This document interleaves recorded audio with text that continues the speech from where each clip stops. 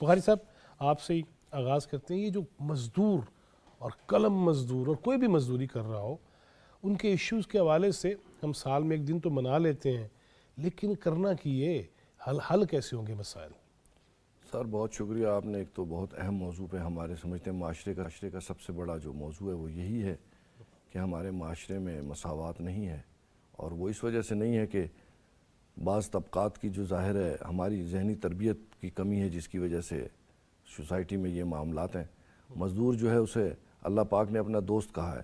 اللہ پاک نے جس انسان کو بھی دنیا میں بھیجا ہے اس کو اس کی روٹی روزی کے لیے جدوجہد کرنے کے وسائل دے کے بھیجا ہے. اس کو جسم کی طاقت دی, ہاتھ دیے, پیر دیے, زبان دی ہے, دماغ دیا ہے تاکہ وہ ان کا استعمال کر کے اپنی روٹی روزی پیدا کر لے. اس زمین پر اس کے لیے جتنی مدت اللہ نے مقرر کی ہے اس کے لیے اس کے وسائل اللہ نے دے رکھے ہیں. ان وسائل کو اس نے اپنی محنت سے اخذ کرنا ہے اور استعمال کرنا ہے. لیکن ہوتا یہ ہے کہ وسائل پر بہت زیادہ طبقات قبضہ کر لیتے ہیں ایسے اشرافیہ میں سے, جس کے نتیجے میں یہ ہوتا ہے کہ مزدور کو اس کی ڈیو مزدوری نہیں ملتی. اگر پاکستان کے جدید ترین حالات میں آپ آ جائیں تو سب سے بڑا مسئلہ یہ ہے کہ مزدور کی کوئی جاب سیکیورٹی ہے ہی نہیں.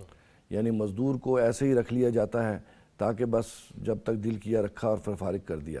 نہ رکھنے کا کوئی طریقہ کار ہے, نہ نکالنے کا کوئی طریقہ کار ہے. اور اجرت تو اتنی کم ہے کہ مزدور کا نہ صرف خود وہ اور اس کے اہل خانہ ذہنی مریض ہوتے ہیں.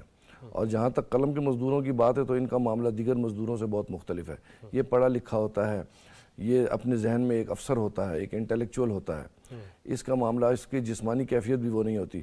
ایک مزدور ہے جس کو اللہ پاک نے یہ صفت دی ہے, وہ فرش پر چادر بچھا کر فٹ پاتھ پر سو سکتا ہے, لیکن قلم کا مزدور فٹ پاتھ پر نہیں سو سکتا, اس کے جسم میں وہ صلاحیت نہیں ہے. تو قلم کے مزدور کو ایک ذہنی سکون چاہیے ہوتا ہے کیونکہ یہ ایک تاریخ رقم کر رہا ہوتا ہے. آج کی جو وہ رپورٹنگ کرتا ہے یہ کل کی تاریخ ہے.